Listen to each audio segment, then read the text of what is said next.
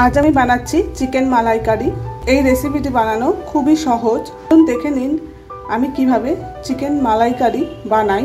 আমার এই রেসিপিটি যদি আপনাদের ভালো লাগে তাহলে প্লিজ সাবস্ক্রাইব করে দেবেন, শেয়ার করে দেবেন, লাইক করে দেবেন, বাড়িতে ট্রাই করবেন, কমেন্ট করে জানাবেন কেমন হয়েছে, আর পাশে থাকা বেল আইকনটি বাজিয়ে দেবেন যাতে আমি যখনই কোনো নতুন রেসিপি আপলোড করি তা আপনাদের কাছে সহজেই পৌঁছে যায়। আর নতুন বন্ধুদের কাছে সাবস্ক্রাইব করার অনুরোধ রইল। 2 চামচ সাদা তেল দিয়ে দিয়েছি।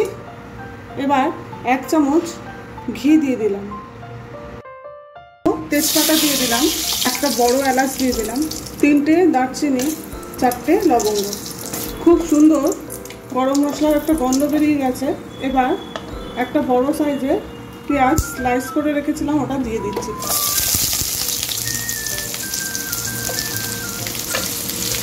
মিডিয়াম আঁচে রেখেছি। পেঁয়াজগুলোকে হালকা ভেজে নেব।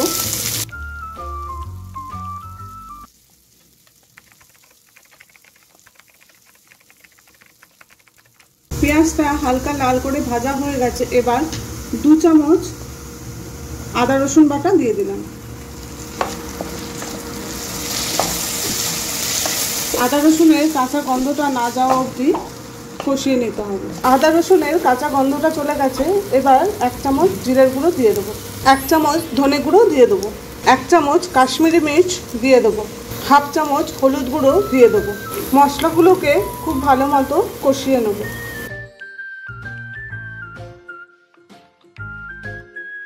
সামান্য একটু গরম জল দিয়ে দেবো।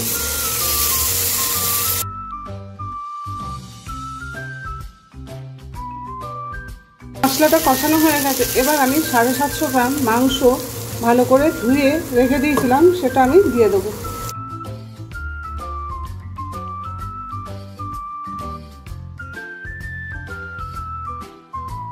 মাংসটা 5 মিনিট কষিয়ে নেব মিডিয়াম ফ্লেমে।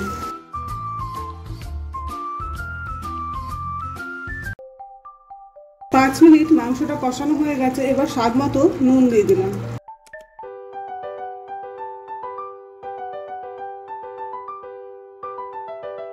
হাই ফ্লেমে করে দেবো।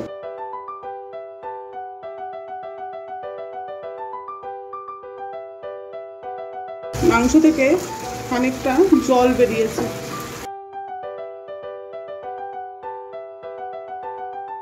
ফ্রেশ ক্রিম দিয়ে দেবো 1/2 কাপ।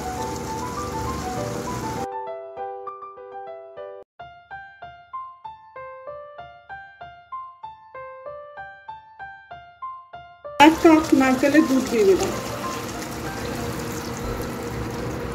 এর মধ্যে কোনো জল দেব না।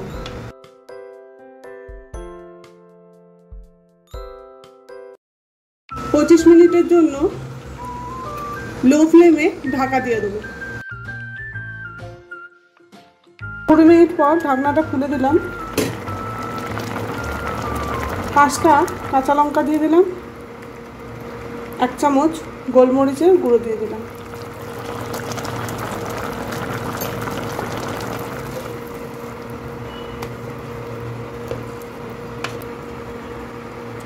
আরও 5 মিনিটের জন্য ঢাকা দিয়ে দিলাম। 5 মিনিট হয়ে গেছে। এবার 1 চামচ চিনি দিয়ে দিলাম।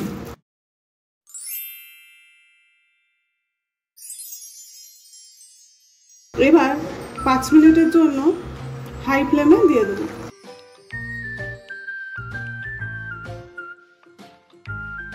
এক চামচ গরম মশলা দিয়ে দিলাম।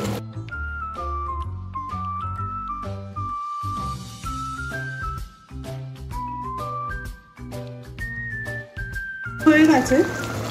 এবার আমি রোস্ট করা কসুরি মেথিটা হাতে এরকম ডলে দিয়ে দেবো।